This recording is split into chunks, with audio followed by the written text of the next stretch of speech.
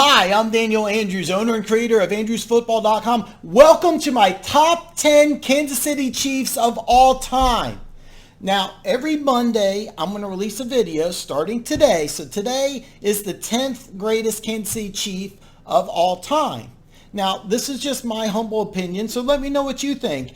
When I break out this list, do I have a player too low? Do I have a player too high? Did I leave somebody off the list who should be one of the 10 greatest Kansas City Chiefs of all time? Like I said, this is just my humble opinion, so I want to know what you think.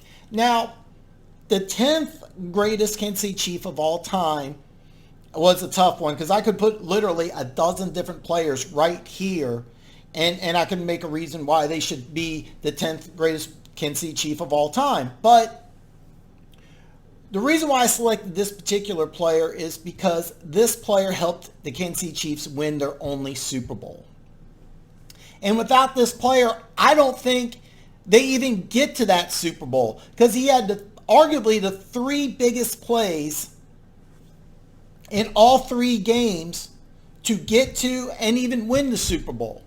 Against the Jets in a 13-6 game on the road, his 61-yard reception helped set up the only touchdown of the game in the fourth quarter. Against the Raiders in the AFL Championship game, the final AFL Championship game in Oakland, the Chiefs are down 7-0. Len Dawson's back in his own end zone on third down. He launches a pass for a 32-yard completion on first down. Now, in today's game, there's a possibility that's overturned because there's a possibility only 1 foot's in, 1 foot's out. But bottom line, it was called a reception back then. And without that play, there's a good chance the Raiders get the ball inside their own 50, and it ends up being 10 or maybe 14-0. The Raiders swept the Kansas City Chiefs in the regular season. So this play helped set up the Chiefs' first touchdown to get the ball game tied. A game Chiefs won eventually 17-7. And of course, in the Super Bowl, his 46-yard touchdown reception iced the game 23-7 in the fourth quarter. And of course, I'm talking about Otis Taylor, who should be in the Pro Football Hall of Fame, even though he's not. Eventually, Otis Taylor will be in the Pro Football Hall of Fame. But I will argue with anybody that he belongs there. Every old-time Chief, Raider, any coach or player who played during that time will tell you that Otis Taylor belongs in the Pro Football Hall of Fame.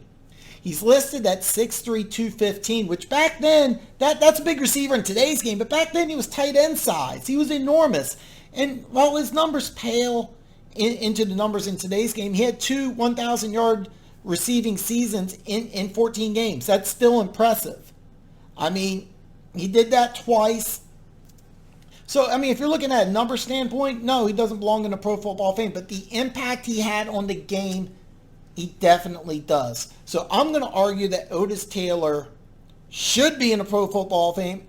But not only do I think he should be in the Hall of Fame, I think he will be in the Pro Football Hall of Fame someday.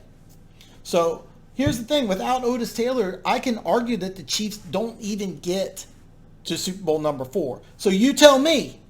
Is Otis Taylor too low on my list? Would you have Otis Taylor even on your list? I mean, that's the whole point of this, is that let's talk football. So wait till next Monday when I reveal the 9th greatest Kansas City Chief of all time. And by the way, if you haven't already, there's this button right down here. See it? See it?